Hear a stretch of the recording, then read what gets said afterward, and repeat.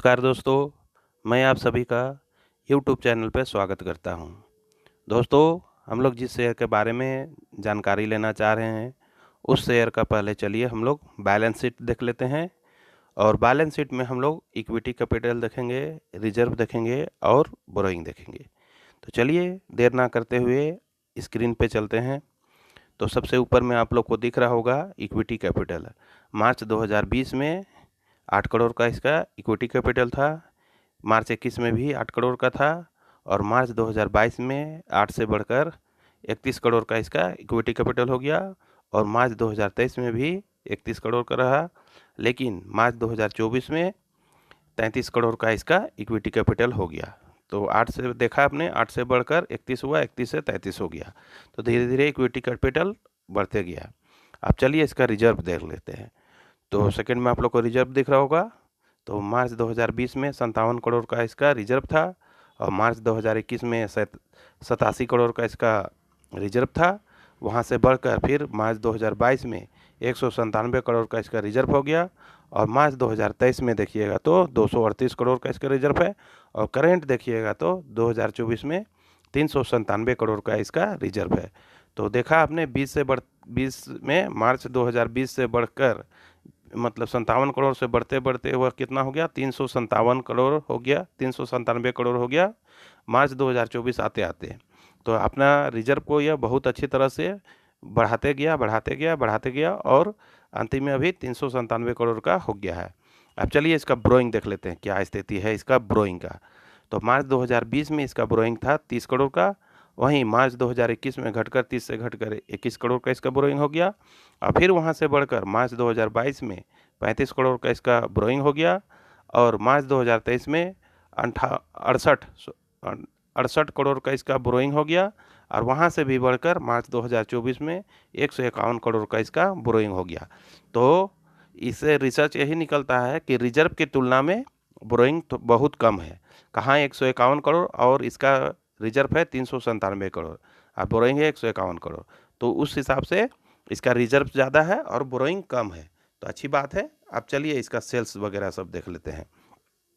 तो मार्च 2021 में 193 करोड़ का इसका सेल्स था, वहीं मार्च 2022 में 250 करोड़ का इसका सेल्स था और मार्च 2023 में 302 करोड़ का इसका सेल्स था।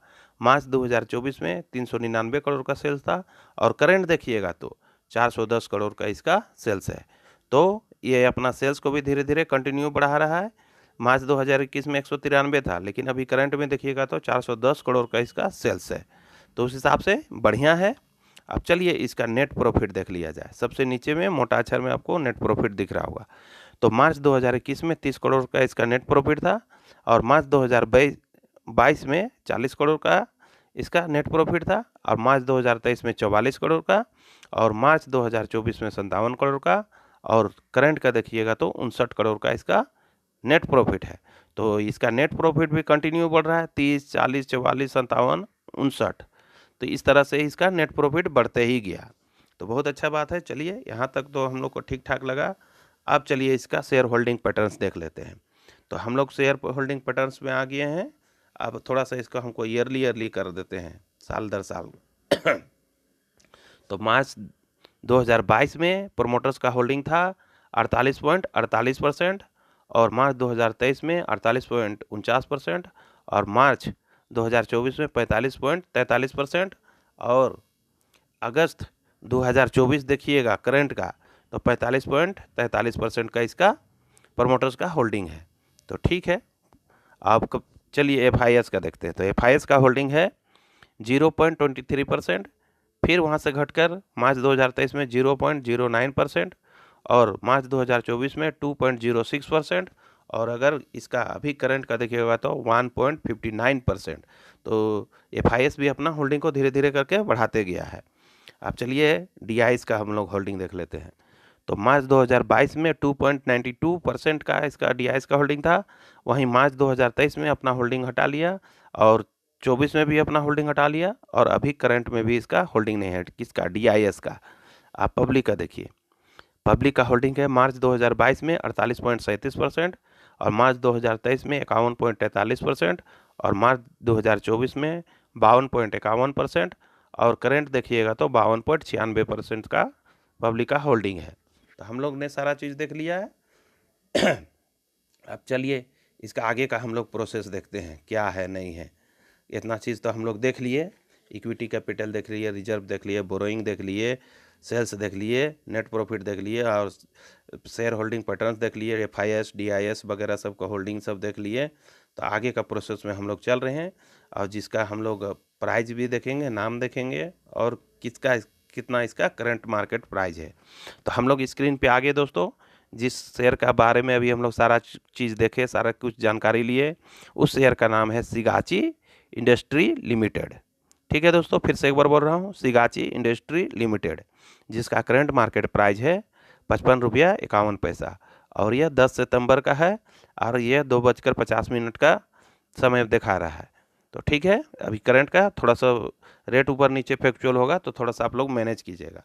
अब बीच पे आप लोग को दिख रहा होगा एक दिन का चार्ट। एक दिन का चार्ट पहले ये नीचे था, फिर ऊपर गया, फिर नीचे आया, फिर ज़रा सा ऊपर आया, फिर नीचे आया और ऐसे करके एक ही रेंज पे ट्रेड करके अभी ट्रेड कर रहा है। अगर इसका हम लोग 5 दिन का चार्ट देखेंगे तो 5 दिन का चार्ट पहले ऊपर था, फिर नीचे आया, फिर थोड़ा सा ऊपर गया, फिर नीचे आया, फिर थोड़ा सा ऊपर गया और फिर नीचे आते ही चला गया। और परसेंटेज में देखिएगा तो 4.59% का इसका लॉस में रहा। ठीक है, 4.5% मोटा मोटी यह लॉस में रहा। अगर एक महीना का चार्ट देखिएगा तो पहले ऊपर था, फिर नीचे आया, फिर ऊपर गया, फिर नीचे आके वही रेंज में ट्रेड करते ही चला गया। और परसेंटेज पे देखिएगा तो -8.81% का यह माइनस में रहा। और अगर 6 महीना का देखिएगा इसका चार्ट तो 6 महीना में भी बहुत वॉलेटाइल था। ठीक है, ऊपर नीचे ऊपर नीचे ऊपर नीचे होके फिर लास्ट में लो में ही क्लोजिंग किया। और परसेंटेज में देखिएगा दोस्तों तो 12.10% का अभी तुरंत चेंज हो जा रहा है, करंट मार्केट है इसलिए थोड़ा सा चेंज हो रहा है। अभी करंट देखिएगा तो 11.96% का ये लॉस में रहा 6 महीने पहले का। अब चलिए इसका मार्केट कैप देख लेते हैं। तो मार्केट कैप इसका है 1.82,000 करोड़ रुपया। ठीक है, 1.82,000 करोड़ इसका मार्केट कैप है। और अगर हाई देखिएगा तो बायां साइड में, लेफ्ट साइड में आप लोग का दिख रहा होगा 56.90 इसका हाई है और लो देखिएगा तो 55.37 इसका लो है। तो सारा चीज़ हम लोगों ने देख लिया।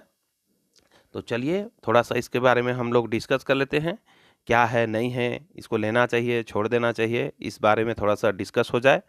तो शिगाची इंडस्ट्री लिमिटेड जिसका करंट मार्केट प्राइस है 55.58 रुपया। यह शेयर हम लोग को देखने में ठीक ठाक ही लगा, बहुत ज़्यादा ख़राब तो नहीं है और बहुत ज़्यादा अच्छा भी नहीं है, यह बीच पे है। अगर यह शेयर को आप लोग को लेना है या फिर इस शेयर को अपने वॉच लिस्ट में ऐड करना चाह रहे हैं तो इसको थोड़ा सा अपने से जांच पड़ताल करके देख के ताके ठोक बजा के देख लीजिए। उसके बाद में चाहे तो अगर अच्छा लगता है तो इस शेयर को आप थोड़ी थोड़ी मात्रा में बाय कर सकते हैं। देखिए मेरा जहाँ तक रिसर्च है या जहाँ तक मैं इसका रिसर्च किया हूँ उस हिसाब से बहुत अच्छा नहीं है तो बहुत ख़राब भी नहीं है।